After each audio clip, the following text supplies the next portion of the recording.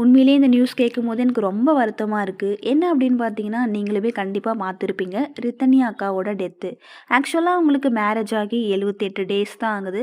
So அவங்களுக்கு அந்த life வந்து புடிக்கல. எப்படி வெளியில வர்றதுன்னு தெரியல. அவங்க பேரண்ட்டுகிட்டயும் சம்டைம்ஸ் சொல்லியிருக்காங்க. ஆனா அவங்க பேரண்ட் இருந்துகிட்டு, "இல்ல உனக்கு கல்யாணம் பண்ணி குடுத்தாச்சு. நீ அங்க தான் இருந்தாகணும். நீ ஒன்ஸ் இங்க நம்மகிட்ட வந்துட்ட அப்படின்னா சொந்தக்காரங்கலாம் என்ன பேசுவாங்க? ஒரு நல்லது கெட்டது அப்படின்னா எங்களால போ முடியாது." அப்படின்லாம் சொல்லி வந்து ஒவ்வொரு டைம்ஸும் வந்து பார்த்தீங்கன்னா, அந்த அக்காவ அவங்க மாமியார் வீட்டுக்கு அனுப்பியிருக்காங்க. கடைசியா அவங்களுக்கு வேற ஆப்ஷன்ஸ் இல்லாம அங்க இருக்க பிடிக்காம இப்போ வந்து சூசைட் அட்டெண்ட் பண்ணி டெத் ஆயிட்டாங்க.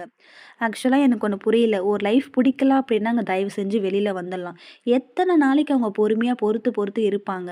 அந்த அக்காவ அவங்க வீட்ல அக்செப்ட் பண்ணியிருந்தா அந்த அக்கா உயிரோட இருந்திருப்பாங்க. அடுத்து என்ன பிளான்னு சொல்லி யோசிச்சிருக்கலாம். இங்க எல்லாருமே ஒருத்தனுக்கு ஒருத்தி அப்படின்ற நடைமுறையை ஃபாலோ பண்றாங்களா என்ன? அதுவுமே ஒருத்தர நம்பி தான் நம்ம லைஃப் இருக்கணும் அப்படின்னு சொல்லியும் அவசியமும் கிடையாது. ஸோ எந்த ஒரு பொண்ணாமே இருந்தாலுமே சரி, உங்களுக்கு அந்த லைஃப் பிடிக்கல அப்படின்னா விட்டுட்டு வந்துருங்க. இல்ல தனியா வாழ பழகுங்க. அதுக்காக தான் சொல்றது. பெண்களுக்கு எல்லா பெண்களுக்குமே எஜுகேஷன்ஸ் அப்படின்றது ரொம்ப ரொம்ப இம்பார்ட்டன்ட். ஸோ அது இருந்தா மட்டும் தான் இப்போ யாரையும் நம்பி நம்ம இல்லாம நமக்குன்னு ஒரு வேலை, நமக்குன்னு ஒரு நாலேட்ஜ், நமக்குன்னு ஒரு ஸ்கில்ஸ் இருந்தா மட்டும் தான் நம்ம எங்க போனாலுமே நம்மள நம்ம பார்த்துக்க முடியும். ஸோ அதுக்காக தான் சொல்றது படிக்கிற வயசுல படிங்க. ஸோ எல்லா பேரண்ட்ஸ்க்குமே ரெக்வெஸ்ட்டா கேட்டுக்கிறேன். உங்க வீட்ல ஒரு பொண்ணு அப்படி இருக்கு. அந்த பொண்ணுக்கு அந்த மேரேஜ் லைஃப் பிடிக்கல அப்படின்னா, தயவு செஞ்சு மூவ் பண்ணி விட்டுருங்க.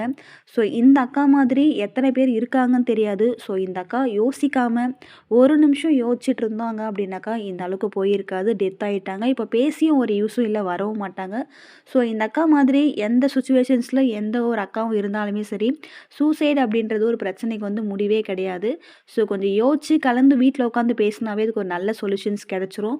ஸோ பேரண்ட்டுமே பார்த்தீங்க அப்படின்னா, அவங்க கௌரவ குறைச்சலுக்காக, மான மரியாதைக்காக எந்த ஒரு பொண்ணுமே இந்த நிலைக்கு தள்ளாதீங்க அப்படின்னு தான் நான் சொல்லிக்கிறேன்.